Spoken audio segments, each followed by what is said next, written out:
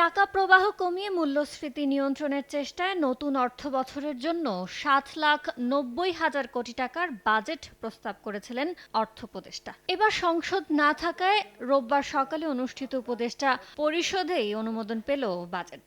সবচেয়ে বড় একটা চ্যালেঞ্জ আমরা দেখলাম, আমরা যে ইমপ্লিমেন্ট করব, অনেক প্রতিষ্ঠান উইক হয়ে গেছে। অন্য যে কোনো সময়ের তুলনায় বাজেট ঘাটতি কম হয়েছে উল্লেখ করে উপদেষ্টা জানান, বাজেট সহায়তা হিসেবে বর্তমান সরকার প্রায় $230 কোটি পাচ্ছে। আমরা চাই না যে আমরা ভবিষ্যতে ডিফল্টার হই। সেকেন্ড হলো, ভবিষ্যতে প্রজন্মের উপর আমরা বিরাট ঋণের বোঝা বা চাপাতে চাই না।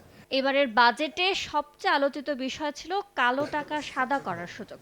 এটি আর থাকবে না বলে জানানো হয়। এ সময় সুইস ব্যাংকের টাকা কিভাবে গেল তা নিয়ে সরকার উদ্বিগ্ন বলে জানান উপদেষ্টা। তারা রেগুলার ট্যাক্স দিবে, মানে marginal rate 30% regular tax plus 10% অতিরিক্ত দিবে। এটা কালো টাকা সাদা বলে আমরা মনে করি না। এটা চিন্তার উদ্বেগ করে আর কি, সুইস ব্যাংক করে টাকা চলে গেল। তবু কিন্তু আমরা দেখছি সিরিয়াসলি, আমরা ওইটা আলাপ করেছি, এসিসি দেখবে, ব্যাংক দেখবে এবং অন্য হিসেবে আমরা দেখছি।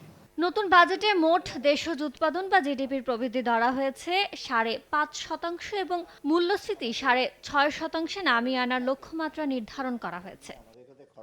ইয়ানুর শিফাত, সময় সংবাদ, ঢাকা।